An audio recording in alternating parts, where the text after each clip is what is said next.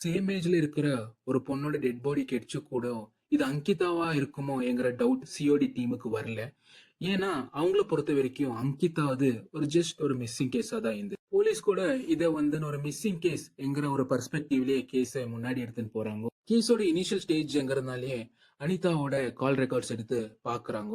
அப்பதான் அவங்களுக்கு ஒரு விஷயம் புரிய வருது. அனிதா மிஸ் ஆன முந்தா நாள் வரைக்கும் அவங்க வீட்ல இருக்கிற லேண்ட்லைன்ல இருந்து லேட் ஹவர்ஸ்ல ஃபார் லாங் ஹவர்ஸ் யார் கூடவோ பேசுற மாதிரி இருக்கிற ரெக்கார்ட்ஸ் போலீஸுக்கு கிடைக்கும். ஆப்வியஸ்லி இவங்க யார் கூட பேசுறாங்கன்னு தெரிஞ்சுக்கிறதுக்காக போலீஸ் இந்த நம்பரை ட்ரேஸ் பண்றாங்க.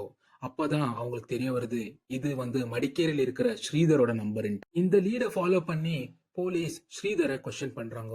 அப்போதான் ஸ்ரீதர் வந்துன்னு இது ஏன் நம்பரா இருந்தாலும் இதை யூஸ் பண்ணது என் தங்கச்சி காவேரி என்கிறது போலீஸ் கிட்ட சொல்றாங்க. ப்ராப்ளம் என்னன்னா 2009 பிப்ரவரியில இருந்து காவேரி கூட மிஸ்ஸிங். அப்போ கண்டிப்பா போலீஸ் வந்து காவேரியோட கால் ரெக்கார்ட்ஸ் எடுத்து பாக்குறாங்க. ஃபேமிலி ஃப்ரெண்ட்ஸுக்கும் தெரியாத ஒரு நம்பர்ல இருந்து ரொம்ப கால்ஸ் அவங்களுக்கு வந்ததாகவும் அந்த நம்பருக்கு லாங் ஹவர்ஸ் கிட்ட பேசினதாகவும் ரெக்கார்ட்ஸ் போலீஸுக்கு கிடைக்குது. அந்த நம்பரை ட்ரேஸ் பண்ணி யாருன்னு பார்த்தப்போ அது காசர்கோட்ல இருக்கிற புஷ்பா என்கிற பொண்ணோடதுன்னு தெரிய வருது. ஆனா புஷ்பா கூட ரொம்ப மாசமா மிஸ்ஸிங்கா இருக்கிறது தெரிய வருது.